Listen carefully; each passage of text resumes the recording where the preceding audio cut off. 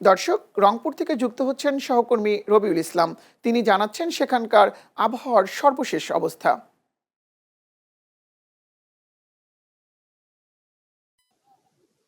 জি, মিরাজুল, আপনাকে ধন্যবাদ জানাচ্ছি। আমি এই মুহূর্তে দাঁড়িয়ে আছি রংপুরের কাউনিয়া উপজেলার তিস্তা নদীর পাড়ে, আপনার সড়ক সেতুর পাশেই। আপনাকে যদি আমি একটু জিনিস জানিয়ে রাখি যে রংপুরে বেশ কয়েকদিন থেকে আবহাওয়ার যে লুকোচুরি, আকাশের যে লুকোচুরি, সেটা কিন্তু আমরা লক্ষ্য করছি। আমি কিন্তু গতকালকের, যদি আপনাকে একটু কথা বলে রাখি, গতকালকে কিন্তু সন্ধ্যা থেকে বিকাল পর্যন্ত বিভিন্ন জায়গায় কিন্তু, বিকাল থেকে সন্ধ্যা পর্যন্ত বিভিন্ন জায়গায় কিন্তু বৃষ্টি হয়েছে, এমন পরিস্থিতিও কিন্তু আমরা দেখেছি। তবে আজকে সকাল থেকে কিন্তু মেঘলা আকাশ ছিল, কিছুক্ষণ মধ্যেই কিন্তু এটা ঝাপটা গরম একটা জিনিস আপনাকে আমি জানিয়ে রাখি যে আবহাওয়া অফিসের তথ্য অনুযায়ী দুপুরে সূর্য যখন মাথার উপরে আসবে তখন কিন্তু তাপমাত্রা হতে পারে প্রায় 40 ডিগ্রি সেলসিয়াস। তবে সারাদিনের ওনারা একটা কথা বলেছেন যে 33 থেকে 34 ডিগ্রি পর্যন্ত কিন্তু তাপমাত্রা উঠতে পারে। তবে আরেকটা জিনিস আমি যদি একটু জানিয়ে রাখি যে এই বৈরী আবহাওয়া, তার যে বৃষ্টির যা এখনো আমনের যে মৌসুম চলতেছে, সেই আমনের মৌসুমে বৃষ্টির কিন্তু একটা আশীর্বাদ হয়ে আসবে এই এলাকার মানুষের, রংপুরের মানুষের জন্য। কারণ এখন খরার যে মৌসুম, এই মৌসুমে যদি বৃষ্টি হয়, বৃষ্টি হলে কিন্তু কৃষকের যে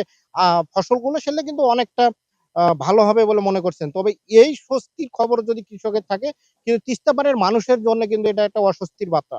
তারা কিন্তু যে কথাগুলো বলছেন যে এই বৃষ্টির সাথে উজানের যে ঢল, সেই ঢলটি তার সাথে যদি একত্রিত হয়, তাহলে এর ফলে কিন্তু তিস্তা নদীর ২ পাড়ে কিন্তু ভাঙনের তীব্রতা কিন্তু বাড়বে।